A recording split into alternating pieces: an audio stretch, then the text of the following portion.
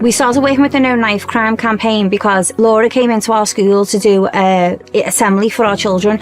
She spoke to them about her brother and what had happened, and there was a child in the hall at the time whose stepsister had been killed by a knife, and he came to me straight after the assembly and said, "Miss, can we do something about this?" And it was from that year 6 child's voice of him wanting to really make other people aware so that they were not in the same situation.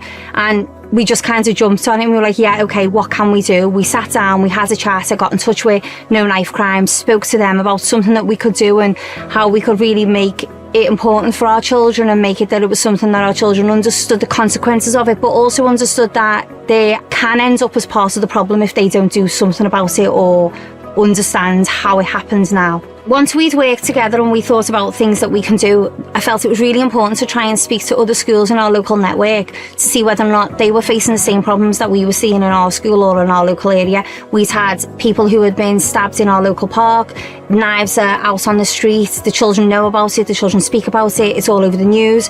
And so my daughters go to a school in Fazackley Holy Name Primary School, and so first of all what I did is got in touch with them and asked whether or not the other ends of our hub, are they having the same problems? Are they having the same needs? Do they think that it's something that they want to get involved with and they think it will be relevant for their children? When I spoke to them and it was we had the same ideas, we had the same kinds of, right, this is important for our children. There are lots of areas outside our school environment where things can happen and we want to make sure that our children are prepared for that and that they understand that and that they can stand up and have their voice heard, because they're so angry about it and they don't want it in their communities, they don't want to see it on the news all the time. So then when we spoke, we thought, actually, well, let's have a look and see whether or not the other schools in our networks are all affected by this. They all interlink with families, they interlink in the places that they go, they use shared parks, they use shared environments. So we just kind of put it out there and had a look about the response, and the response was just unanimous. The schools just wanted to get involved, that they all saw that there was need, which is heartbreaking, but is brilliant at the same time, that we're in a hub of educators who think that this is something that we want to teach our children about in order to prepare them for the future. The children raised a lot of money on the day. They raised just over £3,000. They relayed from school to school, and then they did a whole end event where they all ran together, which was just absolutely amazing.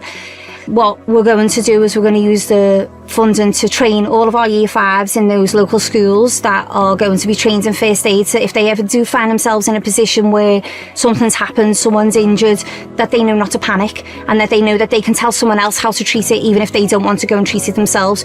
Also the bleed kits, we're seeing them popping up a lot more.